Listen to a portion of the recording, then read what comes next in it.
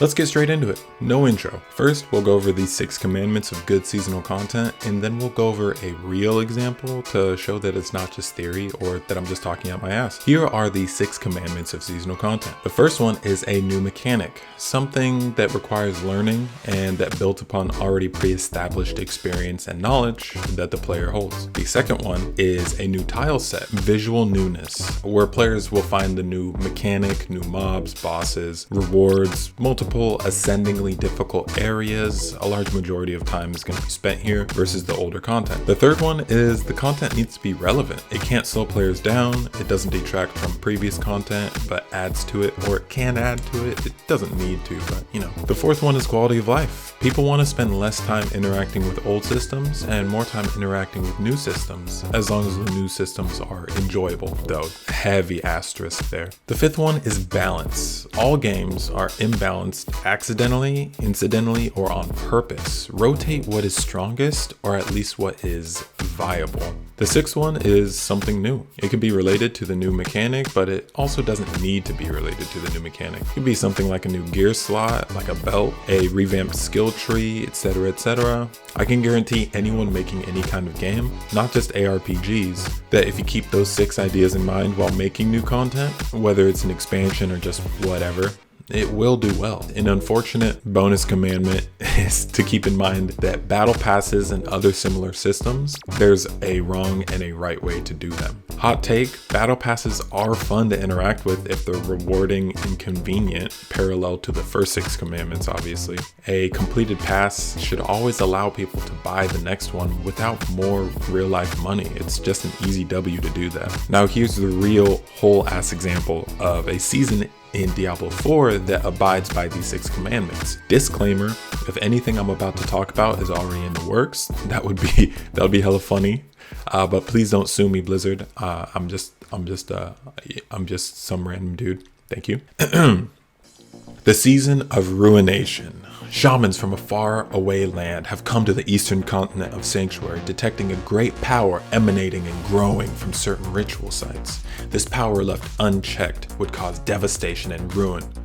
Keeping helping a foreshadow. Drathar, an old scholar from the far corners of Skazglen, has been on a journey to find new powers, and he asks you for help. Unbeknownst to you, he has been cooperating with a corrupt faction of shamans that seek to deepen their hold and understanding on these relics called runes. In specific combinations, these runes could alter reality and emit extraordinary powers. Drathar is looking for a combination that would bring his family that was killed a lifetime ago back to life. And these shamans told him of a myth of a rune word that could, if he helps infuse these runes with the blood of the gods. Humanity, far relatives of the Nephilim, children of the gods, have this blood running through their veins, though heavily diluted, and they must be sacrificed. It's up to you, dramatic pause, to stop them.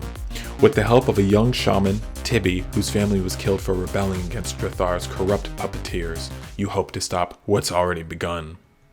Alright, that's the premise of the season. Now we can get into how to apply the 6 commandments into the actual season to make it relevant and everything. In the season of ruination, runes, commandment number 1, new mechanic, will be added to the game. Yes, the ones from Diablo 2, with the same system aspects have, where you unlock them and are able to apply them to pieces of gear. Runes exclusively fill the sockets of armor for many reasons I won't go into right now, regardless of the order they're placed in. Once 5 runes have been socketed into an armor set, a rune word is formed. Here's how the wind rune word from D2 would be formed in D4, and how its effects would be translated into relevancy. This rune word in particular would likely be best on Necromancer. Large rituals.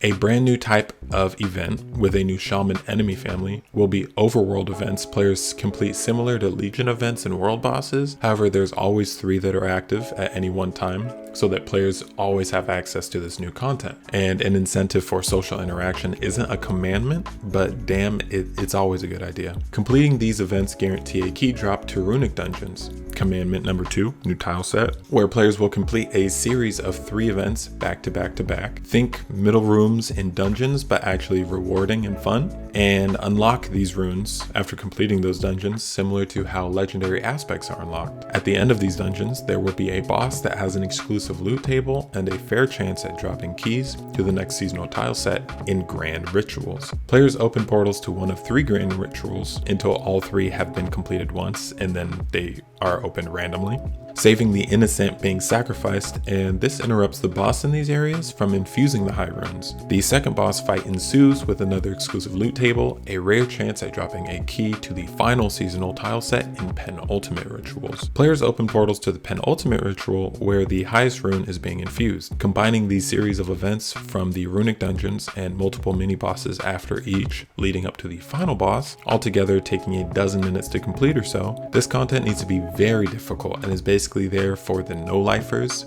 There should always low-key be content like this each season that a majority of players will only look up online or hear about in passing for so many reasons. Every area that is unlocked with one of these keys after completing will unlock one of the runes, and players will want to complete these as soon as possible of their own accord because rune words are super strong and offer a power spike that's completely controllable. Commandment 3, Relevance. I'd highly recommend even the most basic loot filters for this season, as there will be a lot of loot on the ground with the amount of enemies that will be killed in all of the rituals. Commandment number 4, Quality of Life. This loot filter can literally just sort out regular, sacred, and ancestral items, just 3 different settings, so that we never have to see another regular or sacred item after reaching World Tier 4. Also make it so that we can salvage all marked as junk nightmare sigils as junk when we go to, do that.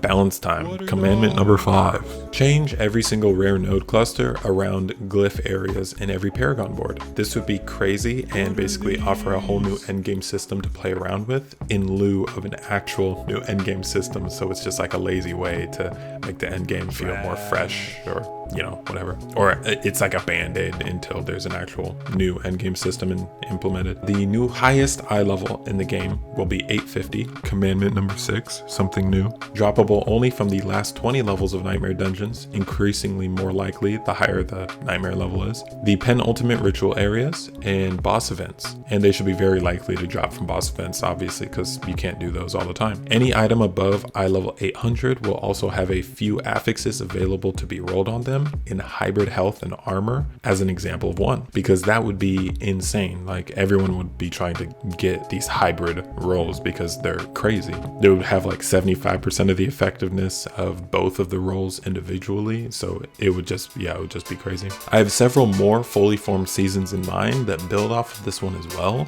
but that's all you get from me for free, Blizzard. You can send any job offers or contracts to wommywanga@gmail.com if you'd like any more, and if you have any cease and desist legal documents, then well, fuck.